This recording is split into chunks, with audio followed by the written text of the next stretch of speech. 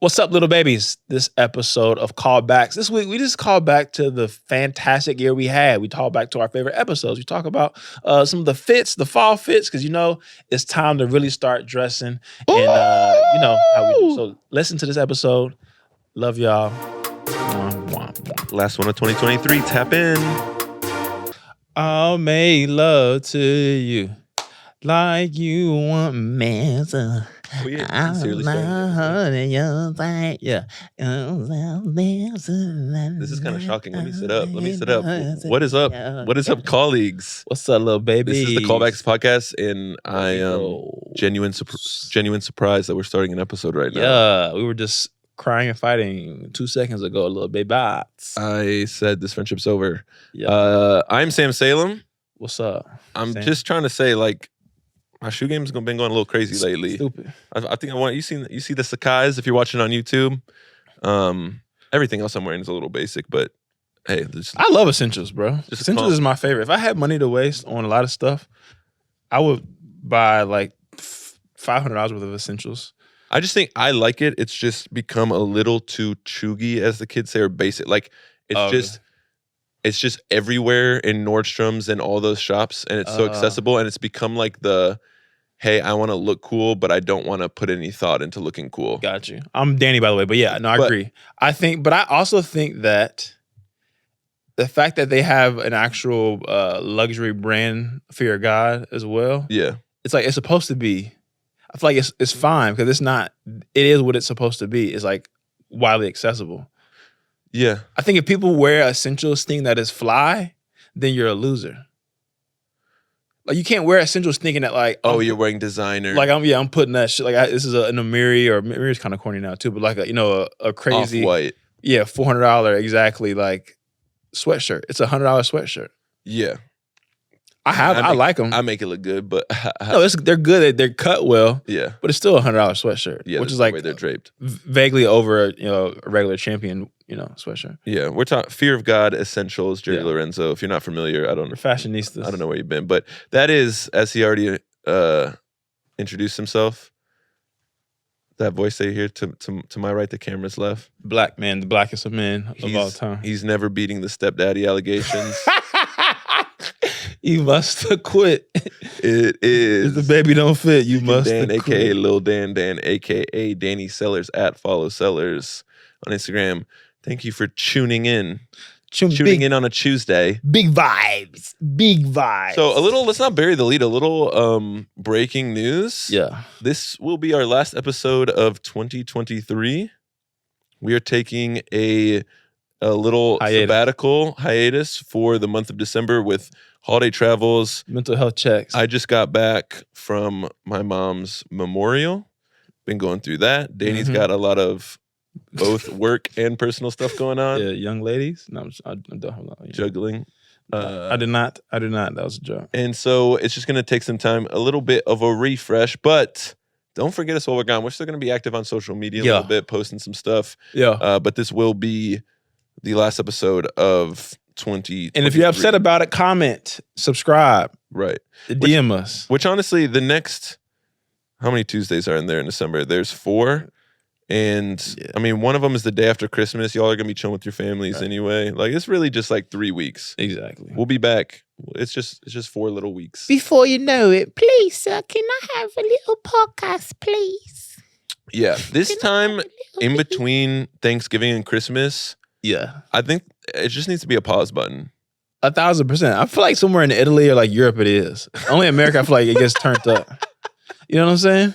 Like the fact, especially I can't imagine like work, but like as someone who is in classrooms on a regular basis, it's just both teachers, administrators, students. They're just kind of like, you just tread water. Yeah. You just try to like kind of, it's kind of just the equivalent of as a kid when you throw all your dirty clothes and toys and everything in your closet to make your room look clean. Oh, 100%. Yeah. That is the time between Thanksgiving and Christmas. I think Joe Biden needs to make a presidential sweeping motion.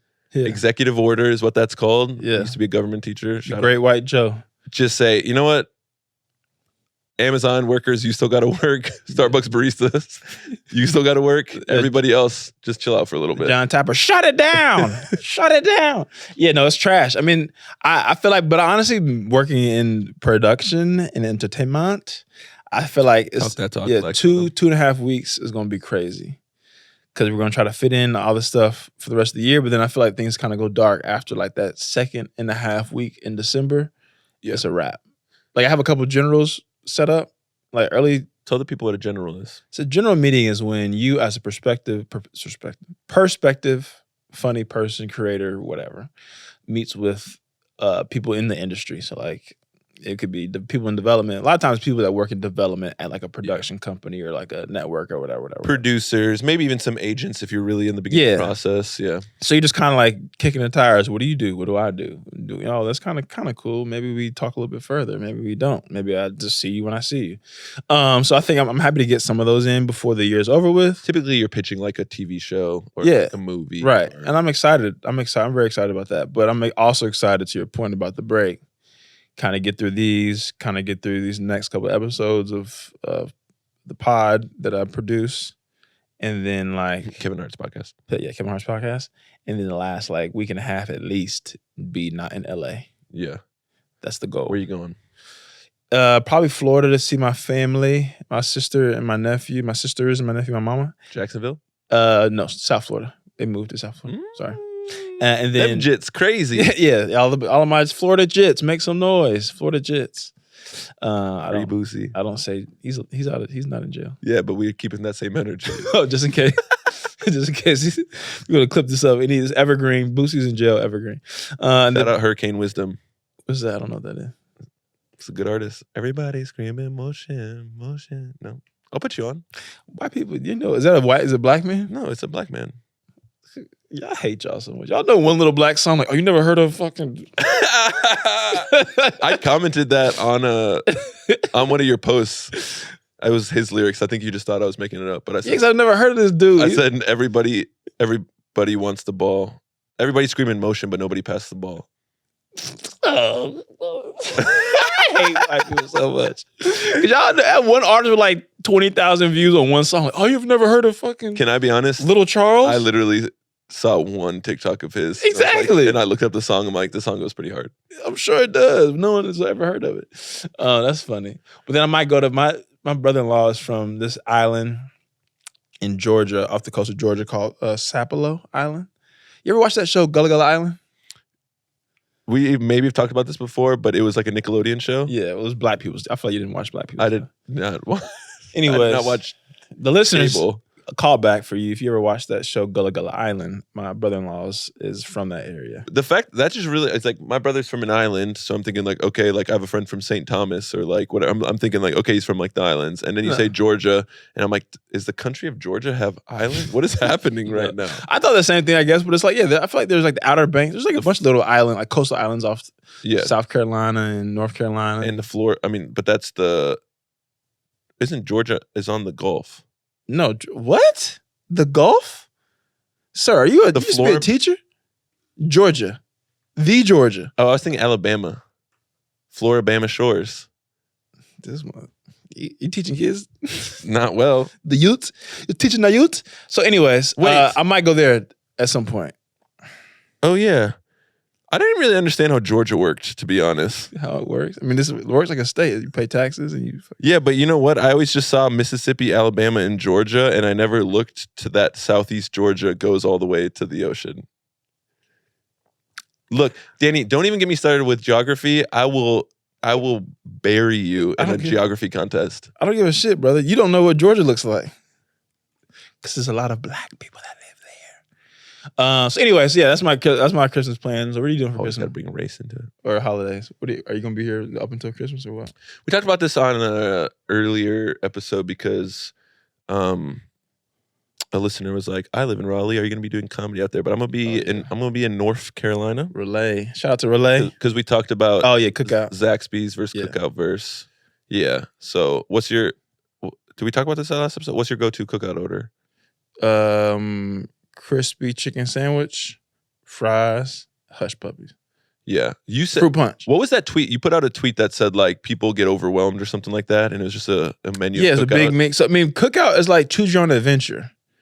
It's like the menu the way it's set up, and I honestly probably put like a little clip of this, but it's like it tells you, all right, you got a plate, and that's one setup, and it's like you make a tray. I'm sorry, so you pick entree, 2 sides, and a drink, but it has every single option that you can pick per thing. So it's like sandwich, corn dogs, crispy chicken sandwich, spicy crispy chicken sandwich, bro, whatever, boom, boom, boom, single cheeseburger, whatever. And then it has like all the sides, and you just like 12 different sides, hush puppies, fries, Cajun fries, quesadillas, salad, whatever. It's all kind of, this is a lot of crazy amount of options. You're not lying though, because the first time I pulled up, I just knew it was a thing in the South. No. I'd never been to it. So I'm like, let me go to a cookout. And I was by myself, and it was like 11:30 at night. And I pulled up to the menu, and the woman asked like, "Oh, what do you want for side?" I immediately panic, sweating. Yeah, I was like, I can't digest. No pictures. It's no pictures. Yeah, I need a picture menu. Nah, it's no pictures. They're like, look, bro, if you come up here, Chinese food, they always put the picture. Nah, dog. You want number 4? No, you better know what number 4 is, motherfucker. It's no pictures, dog. It's just freestyling. You like cheeseburgers or hamburgers? Let me know. And their sides are like full entrees. Oh, I mean, it's a lot of food. Like you get a burger and it's like the 2 sides. So I'm thinking like, okay, onion rings and fries, but it's like, no, you can get corn dogs and chicken wings, damn near. I don't know if. And you get and with the trays, you can get a milkshake. Yeah. So you can get a whole chicken sandwich, Cajun fries, hush puppies, and a full grown man milkshake for like $7 probably these days.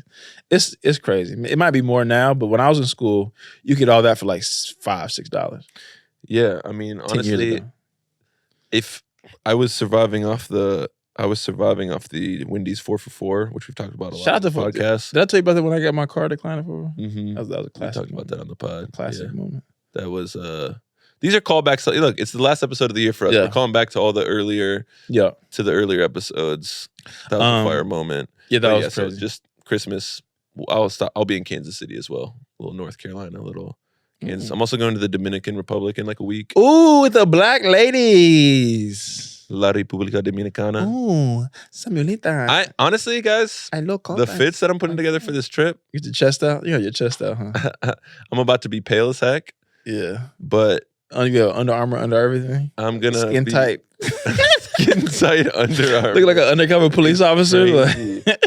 It's gonna be me in a bunch of like knit camp shirts with just a turtleneck Under Armour underneath it. This is you and Lucy. What's the vibe? No, the reason we're going is for a friend's wedding. Oh, are you excited about it or not? I know you probably can't say it on here, but like I can. Okay, going to people's weddings is kind of treacherous sometimes. Yes, Mackenzie, Omar, I love you guys. I'm about to roast your ass. I'm excited to go to your wedding. All the people we're going with, it's my wife's good friends. Okay. So like, and they're all very like. That's also can be tough too if it's your girls' people. But yeah, they've always been super accepting of me. Like mom just passed away. They sent me flowers. Like they're very cool people.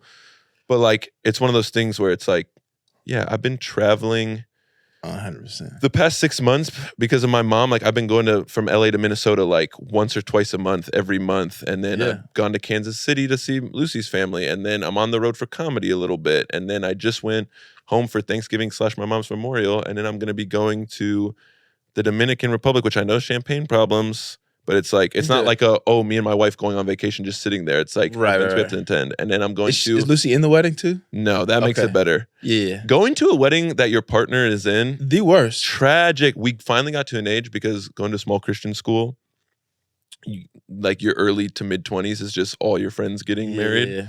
And it's all, we go to a small college. So it's basically, you're in every single wedding. And so now we're finally at an age where if we're going to people's weddings, it's typically just people we're not like homies, best friends with. It's just people we've been like good friends with for a long time or like we met them in adulthood. So it's not like the college roommates. It's not like the high school best friend. So we're finally at a point where we're just wedding guests. Yeah.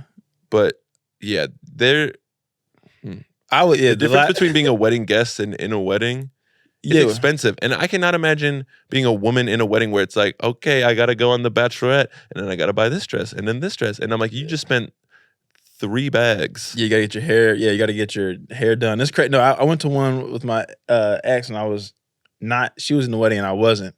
and I knew like a couple of people, but it's not fun at all, to be honest. That's a real test of your relationship.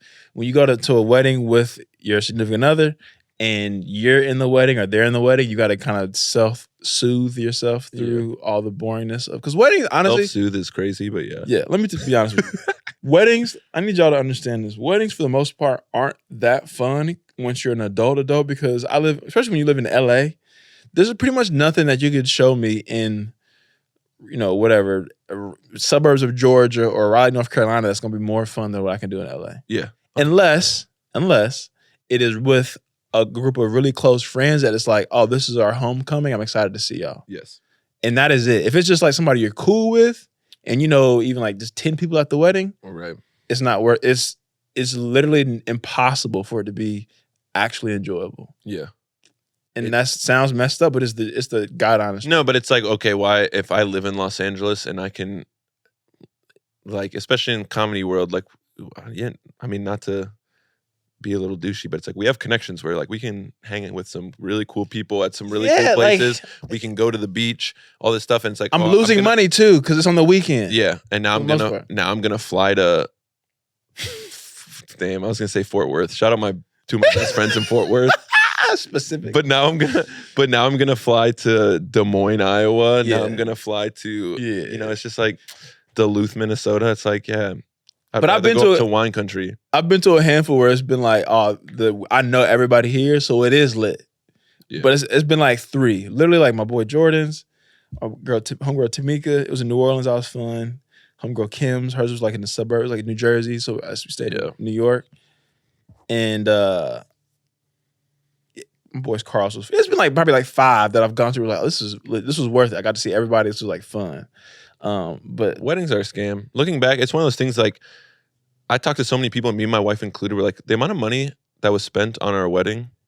Oh yeah. I would have rather like I had a down payment for a house, or I mean, I could have got a Tesla. No, I had a small one, and it was like 25 people, and it was still probably tens of thousands of dollars. Like there was only 25 people in attendance at your wedding. Yeah, it was COVID, middle of COVID. Oh, right. Okay, that makes it. Yeah. So, like, you literally have to. Yeah, like middle of COVID. It was still a lot of money. But yeah, I mean, for the most part, weddings. Married? Huh? Where'd y'all get married? The Roby in Chicago. Oh, Chicago. Oh. Yeah. Yeah. You got something to fucking say about the specific venue? I'm like, I don't know venues in Chicago. Like, well, you asked the question like you wanted to know like why I got divorced. You're right. What city did you get married in? Because you're from all over. It's kind of a touchy subject. I didn't want to even bring it up. What did you and your ex-wife argue about most? I actually didn't even want to fucking talk about this topic. You forced me. No, anyway, shout out to everybody getting married. You editor, cut it out. No, brother, we need toxic energy to keep this thing going. What, are you gonna cry? Yeah. Are you gonna cry? Yeah. My mental health this week. My mental health. Wait, can I introduce it? Come on. Yeah, we're 20 minutes in, dog. I'm hitting stuff. You're right, but I've just been really enjoying the sound of your voice. What if this whole episode is you roasting me for my dead mom and me roasting you for your marriage? That's pretty much what our lives has been since the inception of this podcast. Yeah, maybe this podcast is the reason. Yeah. Okay. All right. You know what? It is also crazy too. The first episode I still had my wedding ring on. The first like 5 episodes you had your wedding ring on. I don't know if it was 5. Okay, it might have been 2 or 3. You for sure were wearing it in the Sammy Obeyed one. Oh, was that? It might. Well, we also recorded some of those like. That's what I mean, because we recorded 4. I'm pretty sure Fumi, Abe. Check out these episodes. That's funny. Great episodes. Fumi, Carly. Anyways, you probably don't want to deep dive, but I don't give. It's not. I did notice that. Yeah, that's funny. That's what all the real Callback fans go back and look at the YouTubes and see when Danny stopped wearing the bags in my the bags in my eyes and the depression. I'm sorry. Is this actually? You're probably fine. You'll cut. No, it's funny. It's actually funny. I go through these levels of like deleting stuff off my Instagram just to like. Honestly, I just have too many pictures. Yeah, and I'm just like aesthetically trying to just get rid of stuff. And when you blow up, it is kind of like not even like from getting it canceled, but I think about like, oh, when I blow up, I don't want them to know like where my sister's house is or something. Yeah, like yeah, that. Like, 100%. Like some of this is just like before this was for my friends, so it's fine that they knew this. But right. I honestly think that I'm about a year away from getting just like a Finsta for like 40 people. Yeah. Like my close friends will be just like, maybe not like 50, 60 people that are just like, these are the homies. Yeah. Where you can post just to not even strip club. Okay. Nah, Not me, but yeah. Or like cool pictures, like stuff that's like boring stuff, but it's like, I care about what Danny's doing. Yeah, because because you post it now and it's like, hey, this picture of me and my 2 best friends having the time of our life got 13 likes, and now I'm mad about it. Right. The time of our lives. I needed this vacation so bad. and social media is just like lame. Some 13-year-old finds it on the algorithm and is like gay. Right. You can't even say These are that my anymore. best friends, dog. They help me with my mental health so much. This is how I know social media has completely ruined my mind. Do you know what Caring Bridge is? Caring Bridge is for like if you have a sick family member. Oh, you told me. Yeah. It's like basically a Facebook type statuses, and you can post stuff for your friends and family to keep up with updates about. Yeah. So we make a Caring Bridge for my mom because we don't want to have to text everybody saying she has brain cancer. This is the update. So you just post everything on there. And my sister was in charge of like doing all the updates. And there's a couple times where I had to make the posts. And there's likes and comments on it just to show that people are showing support.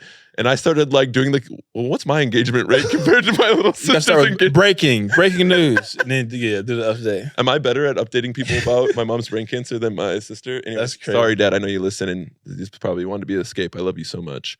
And Mom would be laughing at this. So anyways, mental health. Oh, yeah. Check. So this is our favorite segment. Danny Sellers' mental health check. My mental health feels like Thanksgiving leftovers. Go on. It was good. It was great.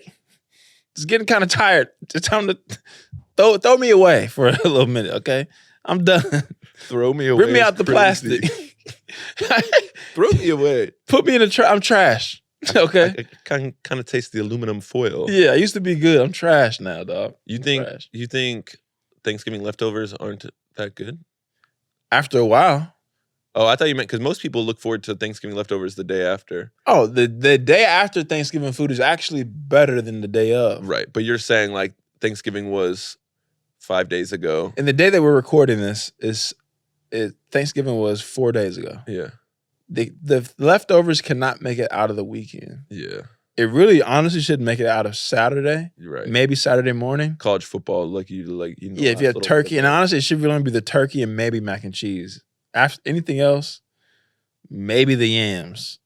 I don't want to see anything else on Saturday. Turkey you probably should have some turkey around for little sandwiches, things that people do. So anyways, on Sunday though, my mental health, talking to you, the listeners, directly into the camera, is Sunday leftovers. Put me in the trash. Just throw it away. I'm not good at it. I'm no more good. Give up and leave. Yeah, the seasoning is gone, brother. Yeah, I respect that. It's look. We're getting into the holidays. We just talked about. It's time to rest. Give it a rest. Give them yams a rest, dog. That's I respect that. Soak the pots. It's time to soak the pots. Yeah, we're cleaning. This is the first year where like people always complain, and I'd always be like, "Shut up!" Like, oh, I'm about to put on that holiday weight. This is the first year I'm like, oh, my stomach's kind of touching my t-shirt in a way where it didn't touch before. So that's thick? You know what? I'm a fit man. I'm trying to be positive. All right, but I'm just saying this is the first, you in your early 30s, the metabolism's starting to slow down. Oh, yeah. Oh, I did have a couple beers at brunch. I did eat cookies every day. I was just talking about this Feeling weekend. Who was I with when I was talking about it? Maybe people at Thanksgiving. Since I never for the listeners, I never smoked weed until like 6 months ago. Pretty much when we started this podcast, when I went through my door. When he met Sam. He's like, I met Sam and I needed to just chill out. Yeah, essentially. And drinking less. It's caused me to drink less. I feel like I was drinking not a lot, but I was drinking often. Right. Pretty much every day for the most part. Even if it was just like 1 or 2 beers, it was just... Even at night, I would just have a glass of tequila or a beer or something as I'm like watching a movie, going to sleep, whatever. Right. And that, I felt like, just to your point, it makes you like feel soft. Like it's just a beer, even like a tequila with like juices, like it's a lot of just stuff on your body, especially when you're going to sleep right after. Yeah. And or when we're out drinking, having a beer at 10 after a show or something, like that's late as hell. Yeah. Or eating a burger after a show, that's crazy. Right. So I feel like me smoking a little bit, or even just like taking edibles, have helped my fitness because the little buzz that I want or need to like just go to sleep or just like in the night like shut my brain off. Yeah. I can do that versus having a beer or two. Well, I hope it's worth the eternal damnation. Lose 8 pounds. Yeah, that's funny. You're going to hell, brother. That's funny as hell. No, You're going to hell. we lose 200 listeners a week. We talking about doing the edible or two. That's funny. That would be really but no, yes, that's helped me with my fitness a lot this past. I feel like I feel way more in shape now because I don't drink as much as I used to. And honestly, I feel like mentally drinking kind of fucked my mood up a little bit. Not to be boring, but yeah, it didn't do the same vibe. Like doing edibles by yourself is way more relaxing and I think therapeutic than drinking by yourself. Yeah, I mean, I've never smoked before, so I guess I can't really speak on it. But half the time when I'm drinking alcohol, I'm just like, we're all pretending to like this, right? Yeah, for sure. I like the vibe of like having a drink with somebody much more than I actually enjoy. Yeah. But I have friends who are like, oh, I love this IPA or I love this whiskey. I'm like, Yeah. oh, I think it's cool to like have a whiskey with a good friend of mine and like sip on it, but the actual just taste, I would never drink it when I'm by myself. Yeah, I kind of like the taste of alcohol, but I am getting less like, I need a drink right now. Yeah. What's the first legal drink you had when you turned 21? That's a callback. Oof. I do not remember what the first legal drink was. I'm sure my first order at like the club or something was like, well, it was summertime. It was summertime at Elon, where I went to school. So I don't think you're there for football. Yeah, so we didn't even go to a club or a bar. We were just like, it was a house party. We threw a house party because me and Kyle, we're like 3 days apart in age. Yeah, his birthday's on the 28th, mine's on the 25th of June. Kyle takes pictures for the pod, produces every once in a while. Yeah. Exactly. And so we had a house party, and I don't remember what we got. I'm sure it was probably either Hennessy or like Ciroc or something at that time. Very prototypical Negro stuff. Dude, that reminds me. My freshman year of college, I was like burnt out on basketball, and I just like walked away from the sport and go like I was some superstar. in the newspaper, yeah. But I could have whatever. There were schools that I could have gone to play, but I had bad high school experience, so I just go to this tiny University of Wisconsin River Falls, which is like it's kind of country a little bit, and we play intramural basketball. And it was all white guys except for one team was a team of all black dudes, and they were called the Ciroc Boys. A sign of the times, dog. They were getting buckets. Yeah, Ciroc Boys, bro. We would. Ciroc was so like it was just juice and not alcohol. Like we would drink. We would get like the peach Ciroc, me and my boy Jordan, like the small little versions, and just drink it straight. Is it like, it's just like, I've never had it. It's just vodka, but it's like super fruity vodka. Yeah. Is it still a thing? Yeah, they have Ciroc still, but I mean, if I haven't drunk vodka on purpose in a long time. Yeah. Other than I guess Tito's, but I don't drink vodka. Right, like a Tito's and soda or something like that. Yeah, but Ciroc, boy, you could drink Ciroc with literally nothing. You could put it on ice, and you would think, oh, this is a mixed drink.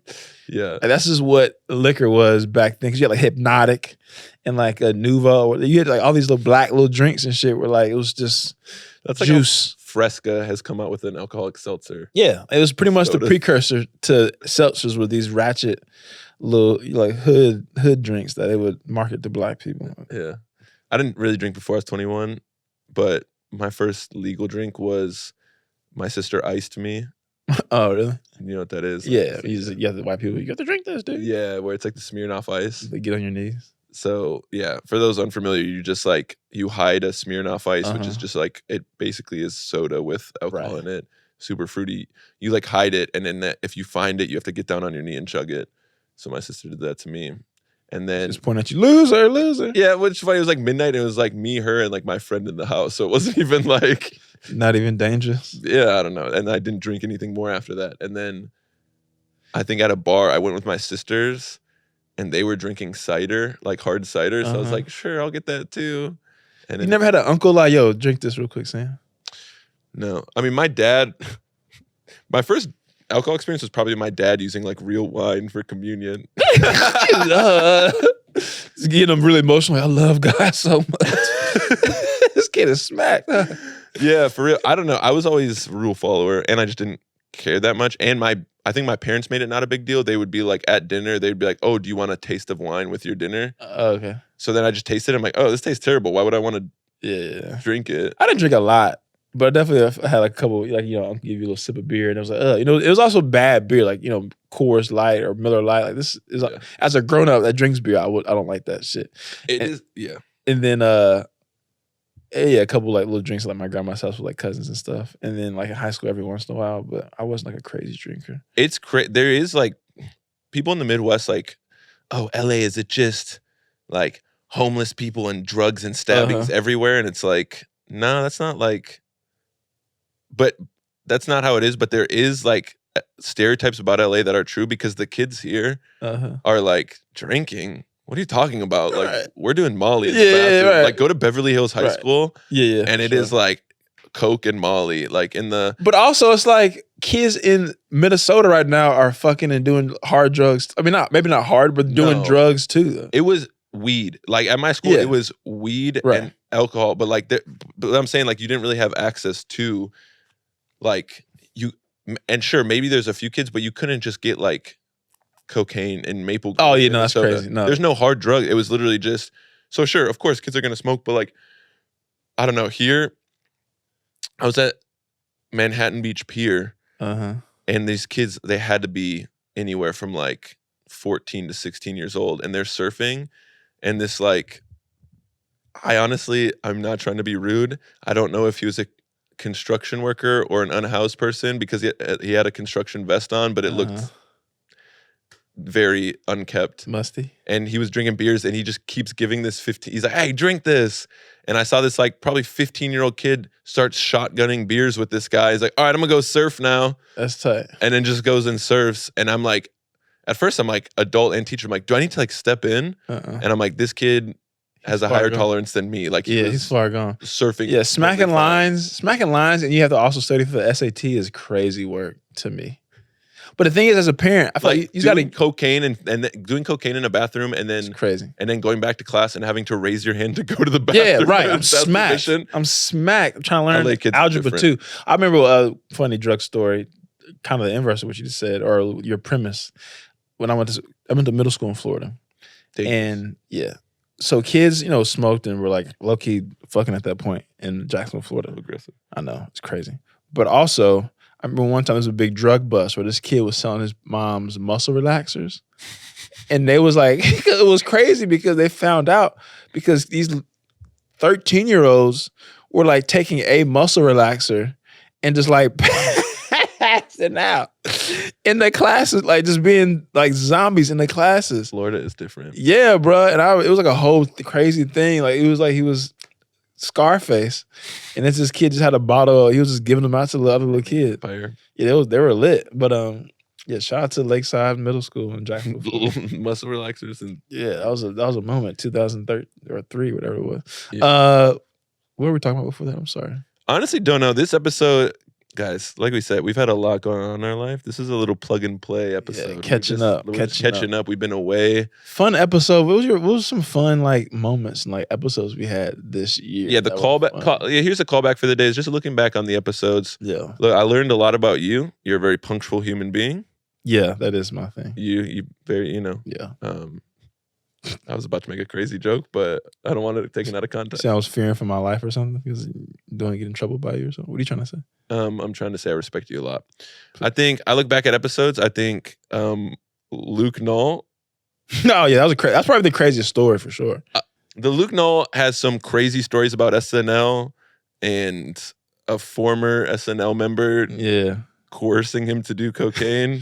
Just go watch the episode. If you like SNL, SNL is also back in season this year too. Well, back in season now.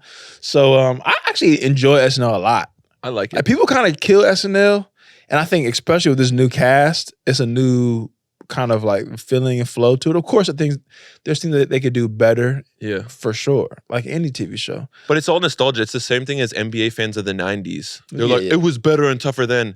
Look, like every era has its great parts, but SNL, if you go back and watch, like maybe older millennials are like, oh, Andy Samberg or Will Ferrell, they were the best. Go back and watch Full episodes.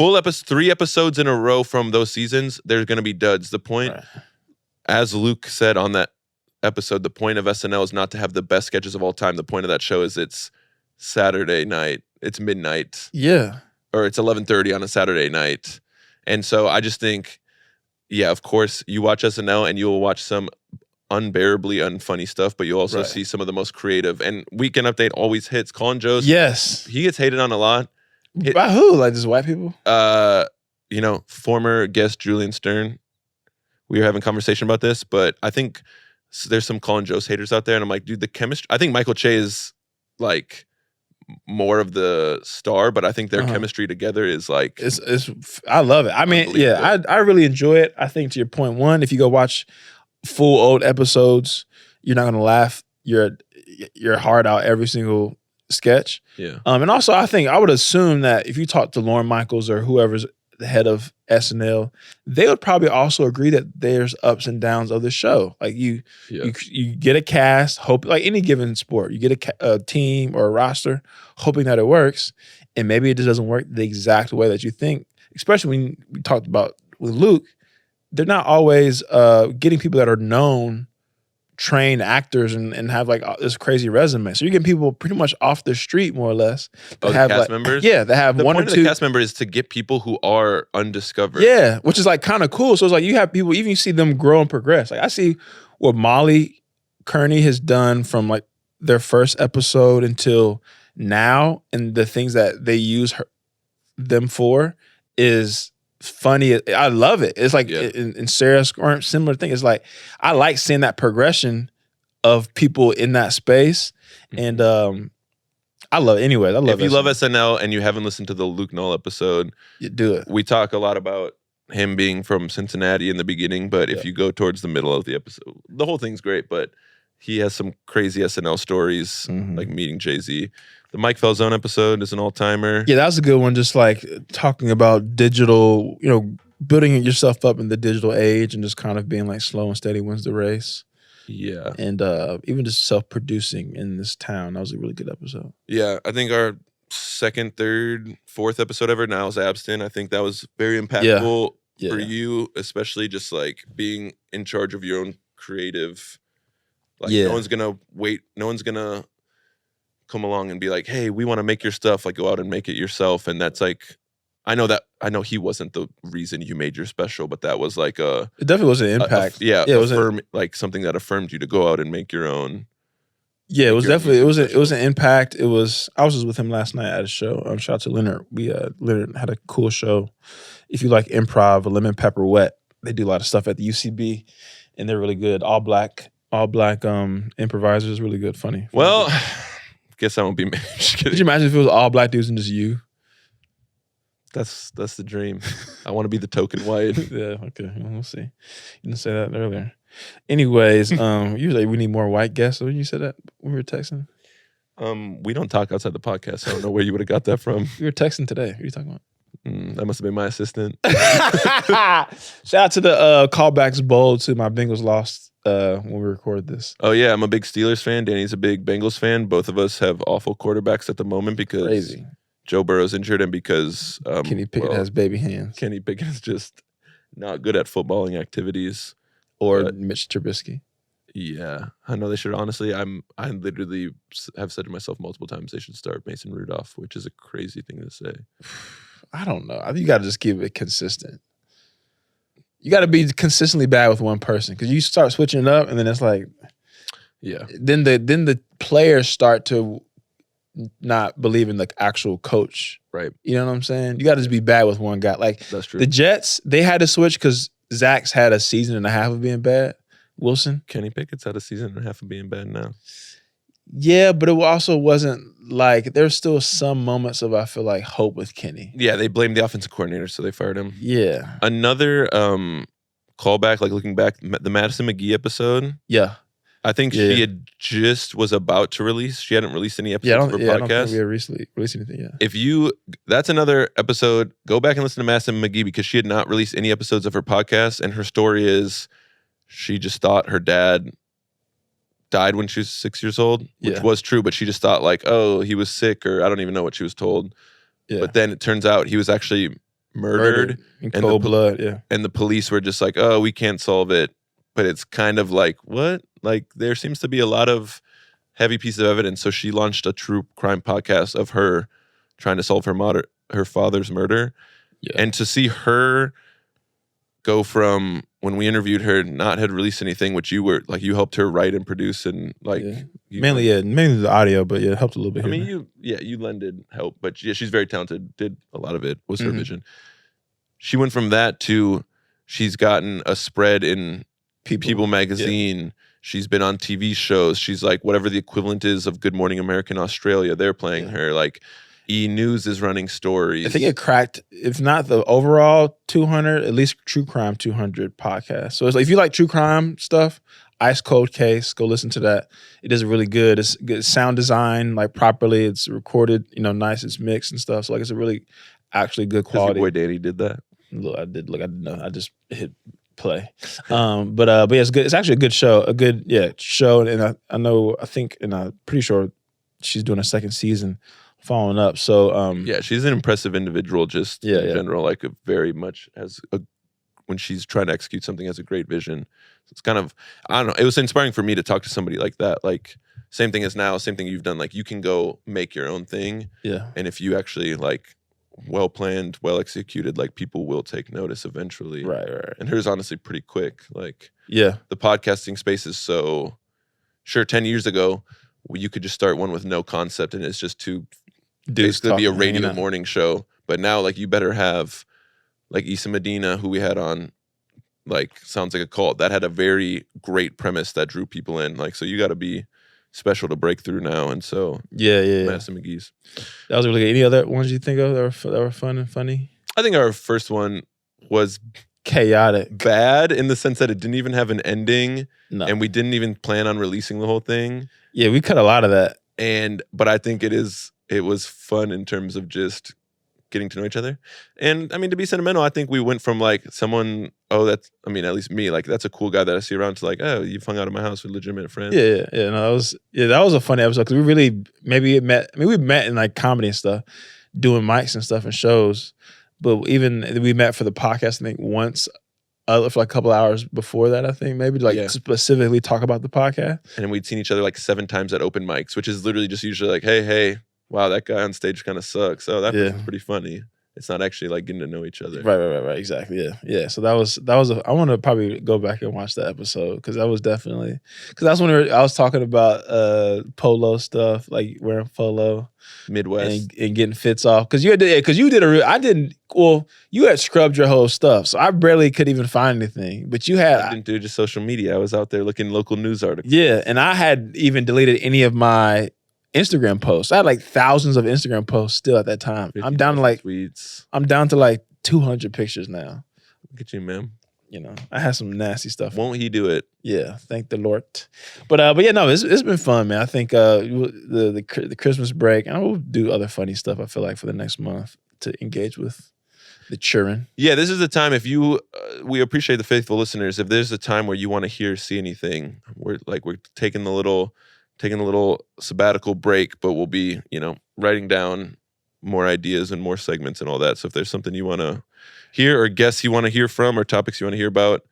And even if there are like specific, topics to your point. So like, and I'll kind of just say this, maybe I'll cut it out, maybe I won't, but if y'all want to hear more stuff about specific callbacks in like entertainment in general and have like experts come and, quote unquote experts. Yeah. Come and join us on those topics. Maybe it's certain movies, maybe it's certain directors, whatever it is, just to still get our callbacks in, but give us a little bit more room to kind of grow and talk shit to each other and like not have to only interview somebody. Yeah. Let us know what you think. That was my question. Yeah. I wasn't just callbackspod@gmail.com or DM callbacks at callbackspod or DM Danny. Or if you think I just look good and you want to talk to me, do that too. But you got to be at least an 8 out of 10 if you're going to do that. Please. And you need to have one son that needs a father figure. Yeah. I'm the dad that stepped up. Before we get out of here, I know you got to bounce. Yeah. Quick, hit him with Danny's ism. My ism. Which is Life Lessons with Danny. My ism this week is kind of more of a complaint. Sorry. I'm exhausted by the millennial angst. Talk that talk. And I talked about this at Thanksgiving. We kind of had like a weird kind of generic debate Thanksgiving with some of my friends. But with all that's going on in the world, good or bad or whatever, or even just in LA even, sometimes I feel like us as millennials, we're like kind of in between these generations of our parents and our grandparents were boomers and like they didn't care about the world type shit. They just kind of really bought into capitalism heavy and we're kind of the beneficiaries of capitalism. Then we have these young kids who think that they're their future and they're not wrong at all. And they grown up with social media and all this technology. And we're kind of in this middle where we see both sides. We might have friends that are on either side of the whatever, and we've experienced both things. Right. And I feel like sometimes it is exhausting to kind of witness the millennial angst because I feel like a lot of people in our age group feel like we always have to like save the world because we have some level of like guilt or awareness, frustration or awareness of what's going on in the world. Yeah. And I feel like sometimes it can be anything. It can be wars. It can be homelessness. It can be whatever it is, taxes. I feel like our generation is so fixated on what's wrong sometimes that it just feels exhausting to even like be on social media or to communicate with people sometimes. Because ultimately, this might sound like nearsighted, but I feel like we're not supposed to know everything that goes on in the world as far as good or bad. Like the news cycle of like everything that happens everywhere is not good for our mental health. Yeah, major events you got to know about, but like, just the fact that it's like, every little this thing. Old woman got robbed of $50 in Louisiana. It's like, oh, okay, that sucks. Right. It's just kind of like, and I honestly, this is kind of I don't want to get too deep into this, but I feel like so many things are algorithm based and get pushed via the algorithm per whatever the thing is. It's like, there's always something going wrong in the world. Yeah. Let's just assume that and know that. Horrible. Whether it be slavery, whether it be people being displaced, whether it be murder, whatever it is. But it's kind of like weird to see how things get pushed in like a silo of angst and like, I don't know. Yeah. I don't want to talk in circles, but it's just, it is exhausting a little bit because what can I do to save it? But I see it so much that I feel like now I have to do something to fix it and I can't. Yeah. And I think a lot of us in our age group feel that way. And I want us to kind of like all just kind of take a step back a little bit. Or if you don't, I am shit. And just breathe and just say, I'm going to control what I can control. And if someone wants to have a dialogue about something, sure.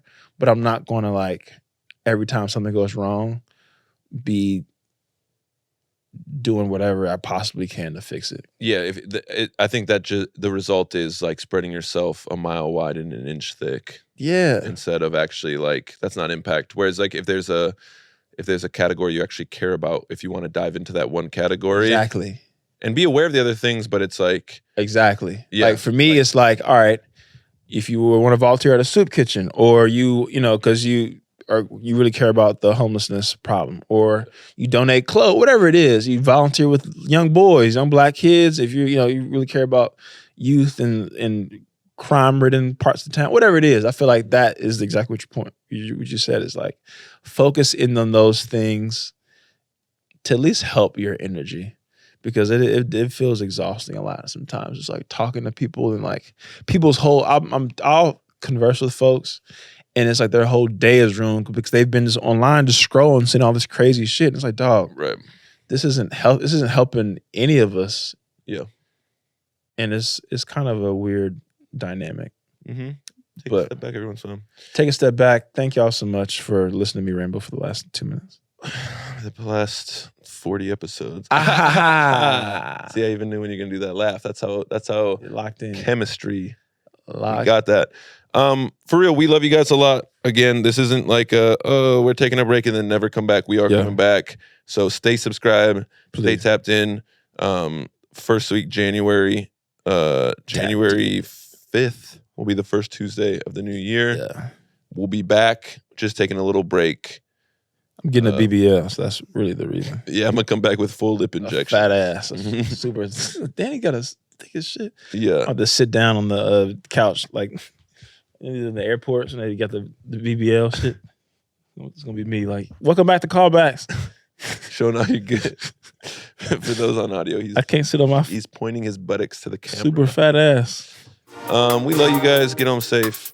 Mm-hmm.